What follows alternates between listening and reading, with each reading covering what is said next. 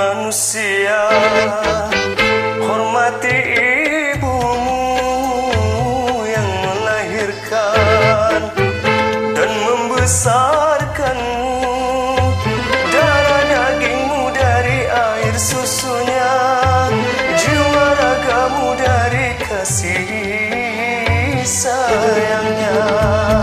Dialah manusia satu-satunya yang menyayangimu tanpa ada batasnya.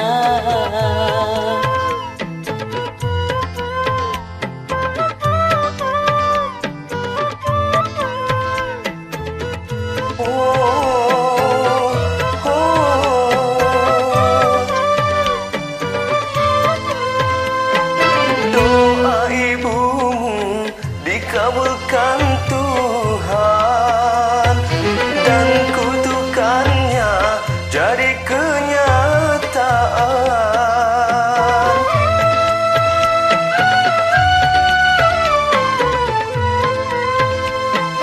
Ridho ilahi karena ridhonya, murka ilahi karena murkanya.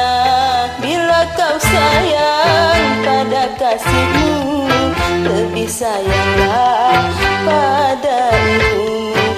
Bila kau patuh pada rajamu, lebih patuhlah pada ibumu. Bukannya gunung tempat kau meminta, bukan lautan tempat kau memuja, bukan pula dukun tempat kau menghibah, bukan kuburan tempat memohon doa.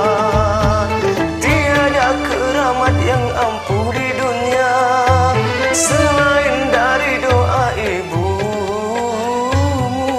jua.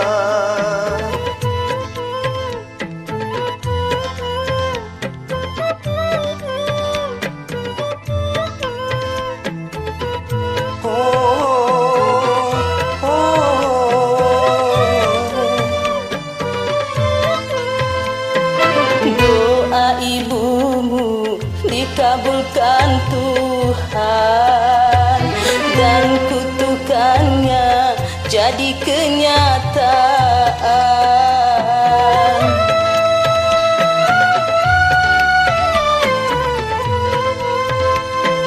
Ridho ilahi karena ridhonya, murka ilahi karena murkanya. Bila kau sayang pada kasihmu, lebih sayanglah pada ibumu. Bila kau patuh pada rajamu, lebih patuhlah pada ibumu.